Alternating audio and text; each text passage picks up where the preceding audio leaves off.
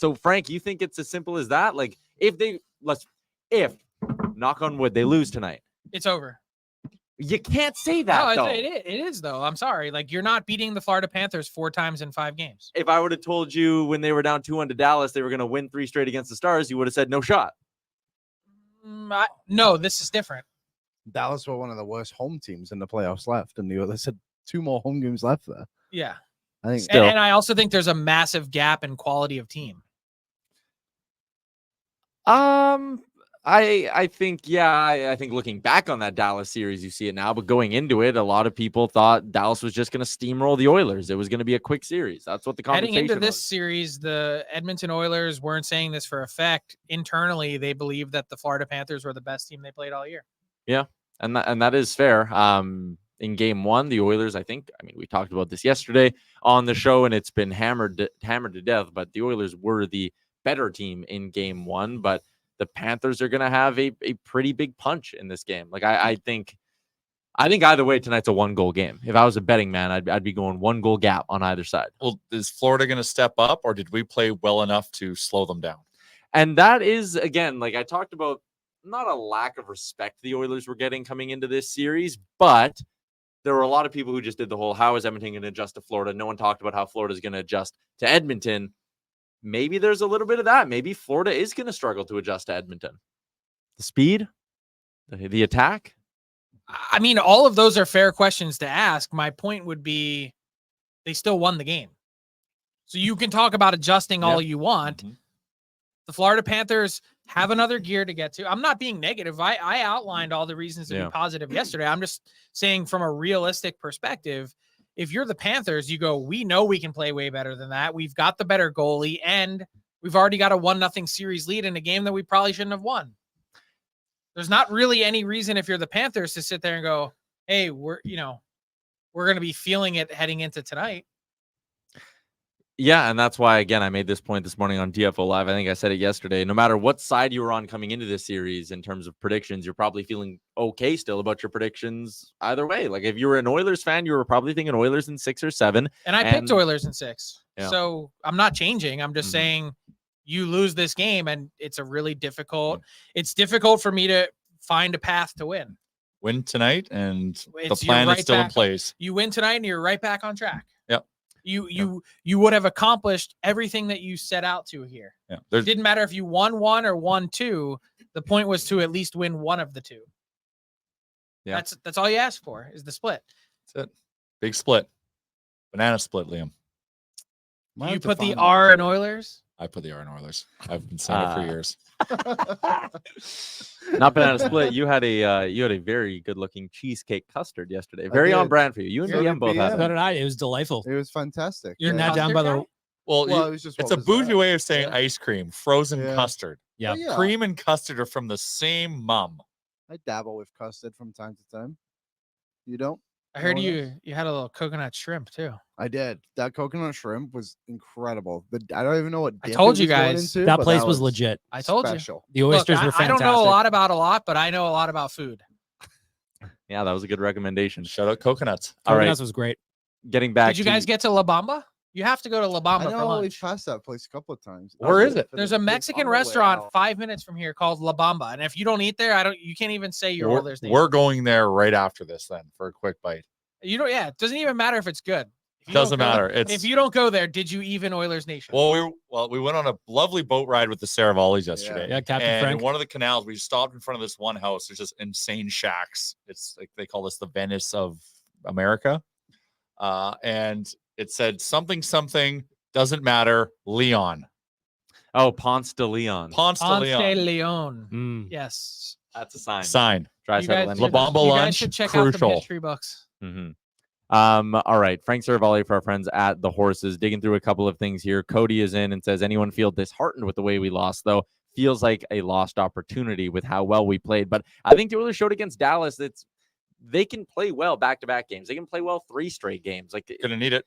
it's a good hockey team. And yeah, you're going to need it. You're going to need to string something together in this series. But again, like The game by story game, of these playoffs is missed opportunity for the Oilers. Mm-hmm. Blown game 1 against the Canucks.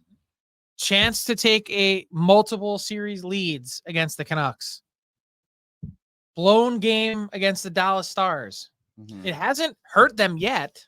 It's part of our no, story. But, I mean, that's a glass half full, glass half empty kind of thing, though. You can sit there and say the narrative of the playoffs for the Oilers is missed opportunities, or you could say it's the way they've bounced back from adversity. Some of that adversity self-inflicted, but they've bounced back nonetheless. Well, it's always been self-inflicted. Well, I think that's been the problem. Yeah, it Right now, always will be. adversity has a name, and his name is Sergei Bobrovsky. Well, he's a problem. Big problem. Where's Marc-Andre Bergeron? If you want my, I don't think you want to be putting that kind of stuff out into the universe. I don't. Whatever. Whatever.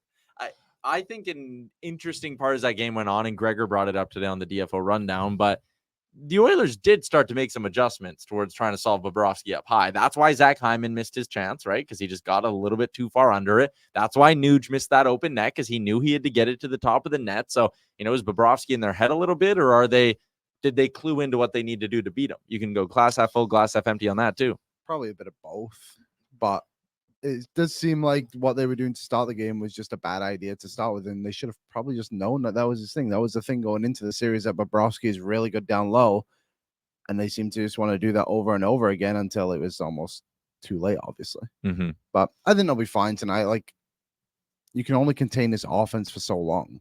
Yeah. And the Florida Panthers, besides from Bobrovsky, didn't really prevent it that much. They gave up a lot of chances. The others had 2 breakaways.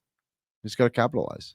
Yeah, that's fair. Totally different lineup coming tonight for the Edmonton Oilers. Let's start on the blue line. I was on Morning Cup of Hockey today with Colby Cohen and Johnny Lazarus, and they were like, why wouldn't they just sit Ceci then and play Broberg and Darnay? And I was like, listen, I would love that, but I don't think Chris Knobloch's going to do it, because it's been 102 games this season, or 101 games. Cody Ceci hasn't sat any of them, but Chris Knobloch's doing it. Were you surprised, Frank, to see Cody Ceci out of the top 6 today? No, how many times are you going to smash your head against the wall before the answer just appears right in front of you? Well, but for me though, it was, we've watched him smash his head against a wall like. But there's no more times. this game. You lose again. Not to overstate it, but you lose this one. You're in the deep end of the pool, and you're grasping for a life vest. That's it. There is no, hey, whoa, man, we should have done that. We should have made that adjustment. You don't get to go back and unring the bell, and that's the pressure that they're facing. But every single time to this point, he's made the right choice. Maybe the mistake was going back to Nurse. That was I do think that was game mistake. 1 there was mistakes. And I'm surprised that they didn't adjust in game. Why, once you were -1 already, did you not feel that, like, we were all sitting here going, Nurse and Ceci back together again? And then it wasn't so much that, it was that they stuck with it the whole rest of game 1. Yeah, they really didn't move away from that at all. The only thing they kind of changed is they elevated Broberg for certain stretches. Broberg also flipped sides with Kulak at one point, and now you theoretically should be in a much better position. But here's the other part of this, and I'm not playing devil's advocate. I'm just asking the question. We've already seen Darnell and Desharnais. Did anyone really get excited about that? No. If it worked, they would have stuck with that already, because they already went with that. I think they should have gone with Broberg with Nurse. If you're gonna play Broberg on his off wing anyway, and offside, and he's playing so well, why not play him with Nurse? Like you said, we've seen Vinny before with Nurse, and he plays well with Kulak, and you don't need a lot from Vinny and Kulak. You need a lot from Nurse. So you would have flipped Broberg or Kulak with Darnay? Broberg. And I would have made my second pair in Nurse and Broberg. Yeah, man, you're asking a lot of Nurse, but a lot out of Broberg. But we already did. But you already did. Proved that he can do it. Yeah. That's he's earning his ice time. I was surprised with how much trust they showed in Broberg in game 1. Not that it's not deserved. Just again, a guy who for the first 2.5 rounds for the whole season has been deemed as your clear 7. You go out and get Stetcher, which almost made Broberg your clear 8 there. And now all of a sudden you played him. He never should have been in that position anyway. He's the defense version of Dylan Holloway. Yeah. Facts. Would you sorry, I was gonna say I think they played it right with him eventually. Well, yeah, congratulations. You got to the back half of round 3. No, I mean going down to Bakersfield and just having him play there rather. Well, that was the only choice, because if not, he was demanding a trade and was on his way out. Yeah, that's true too. He kind of was doing that anyway. Yeah. Seems So now the only proper asset management is to get this guy in your lineup and continue playing him because he's in your top 6 next year. yeah. And he's going to be a critical part of that, by the way.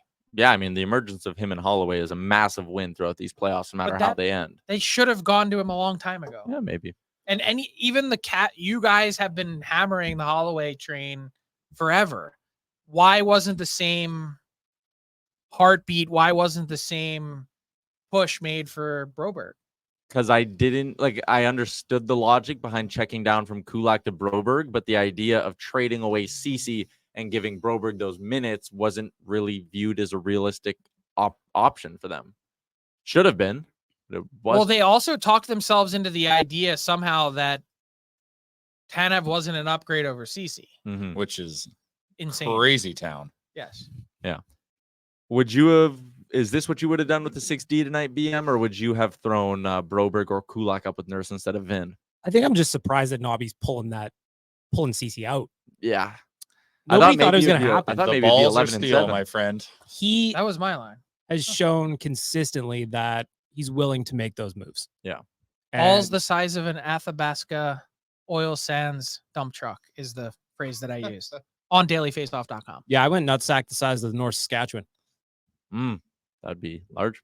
Yeah. And long. Those are- Long. And then merges with another river, That's the South right. Saskatchewan, Mhm. to make one larger ball. Think about it. And then a eventually, Uniball? Yep. Are we talking Uniball? What's up, Nation citizens? If you like that video, then you need to be subscribed to the Oilers Nation YouTube. Podcasts, live shows, exclusive interviews, and analysis. Everything you need from your favorite voices at Oilers Nation. And you don't want to miss any of it, so hammer that subscribe button.